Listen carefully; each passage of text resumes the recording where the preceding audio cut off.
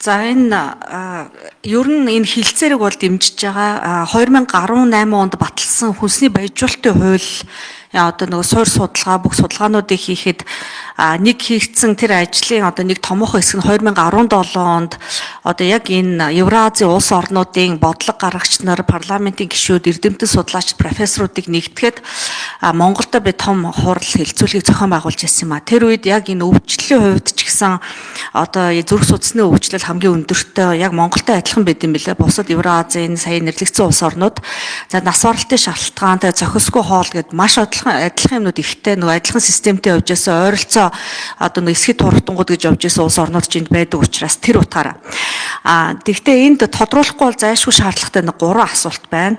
За нэгдүгürt энэ 367 нэр төрлийн бүтээгдэхүүн багтснаагаа 3 ангилаад тэр дотор нь одоо химийн буюу за юу эрдэсэн гэж хэлсэн тийм бүлэг байна. Тэн дотор яг чухал тооцогдох витамин, вакцин, тэгээ шингэн антибиотик ороод ирсэн байна. За энэ хилцээрийн дагуу эдгээр ийм эмнэлгийн бүтээгдэхүүнүүд нь гайлын татварыг одоо бүрэн тэглэх юм байна.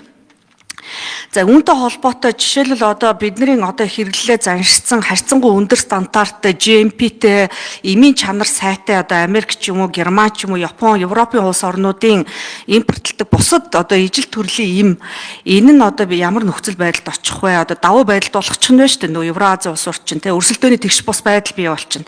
Тэгэхээр энэ өндөр чанарын хяналттай эмнүүд нь одоо энэ зах зээлээс шахагдах уугүй юу? Энтэй холбоотой тооцоо тайлбар байсан уугүй юу гэдэг нэг асуулт байна.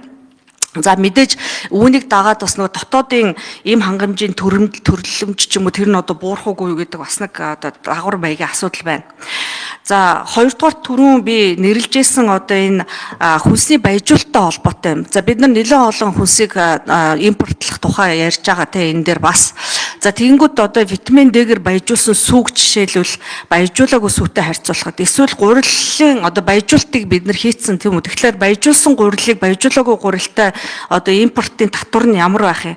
Энэ хүнсний баяжуулалт гэдэг чинь өөрөө яг нөгөө тэгш бус байдлыг хамгийн хурдан арилгадаг хүүхдэд жирэмсэн эхчүүдэд эрүүл байх, саруул байх, боловсрол эзэмшүүлэх тэгш байдлыг бууруулах хамгийн том хөрөнгө оруулалтын нэг учраас энийг чухалчлан асууж байна.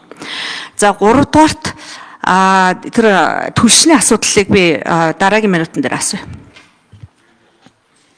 За гаммаг гишүүний асуултанд хариулъя. Эднээс хөгжлийн төрийн нэрийн бичгийн дарга. Яг таны дурдж асуусан тийм бүлэг бараа бол импортын одоо байгаа тариф нь 5% байгаа. Тэгэхээр дотоодын зах зээл дээр нийлүүлэгдэж байгаа эмийн өөрийнх нь үн тогтж байгаа хэлбэлцэлтэй харьцуулахад 5% нь бол их бага дүн. Тэгэхээр яг үнийн одоо хямдруулаас шалтгаалаад энэгээрээ дотоодын зах зээл өрсөлдөх чадвар дээр нөлөөлөл нь харьцангуй бага. Тэгээ эмийн төрлийн бүтээгдэхүүн нь өөрөө тусгаалсан зөвшөөрлийг холбогдох агентлагуудаас давхар авч явдаг учраас энэ дэр бол харьцангуй гайгүй гэж хэлж болно. За тэгээд түрүүн дурдсан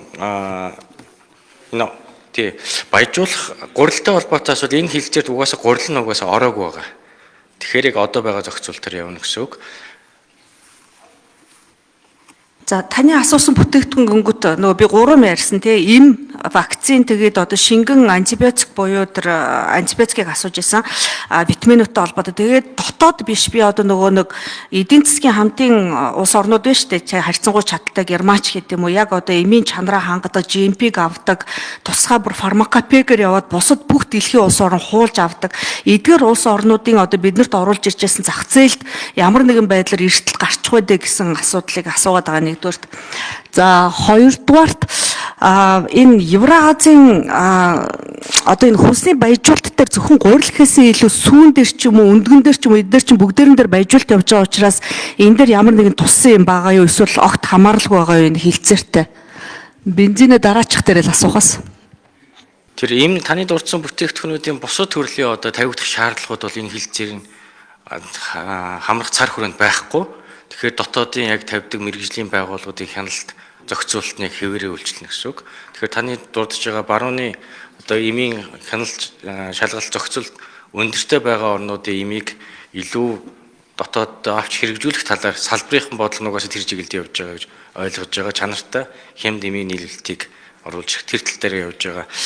Түрүүчийн хэлсэн одоо энэ биткус гэж ярьдаг олон улсын хэлний HS гэдэг код 6 оронтой.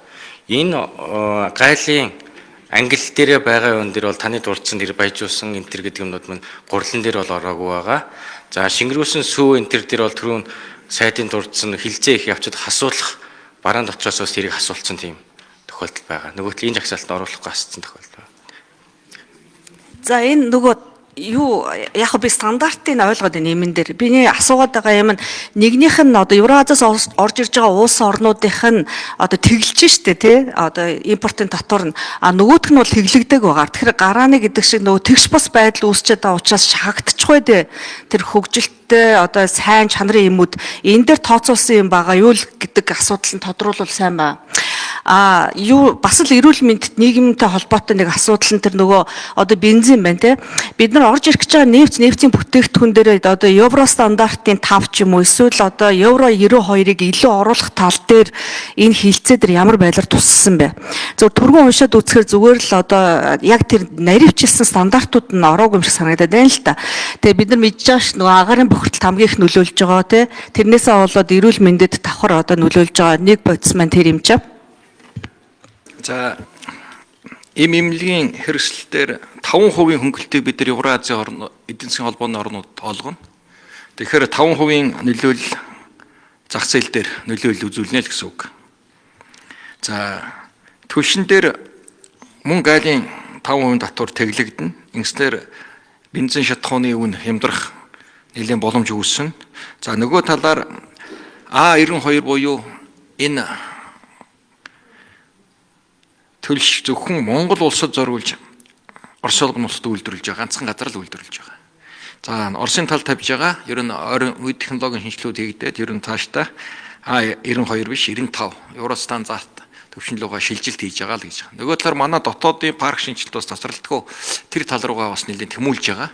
Ингэснээр ер нь эх 5 жилийн дотор бид евро стандартын шатхуун төлөвч рүү бүрэн шилжнэ. Гэрээн дээр нэг зүйлийг нэмжлэхэд нь 3 жилийн өмнө 4 жилийн өмнө Чойжсрын сайд Оросын улбаны улсад альчилж тэр Ачинскийн нефть баазыг нэг шугамыг нь 92 үйлдвэрлэхэд өөрөөр Монголын одоо шатхууны үн өсч гээд байна, хэрэглэгчид дарамт болоод байна, евро одоо евро шатхуун руу орох боломжгүй байна гэж одоо хүсэл тавиад тэгээд нэг тэр шугамыг үлдээсэн байна. 92 бол одоо зөвхөн Монголд л зориулж хямд үнэтэйгээр Оросын улбаны улс хийдэг ийм шатхуун шүү гэж бас тодруулж хэлье.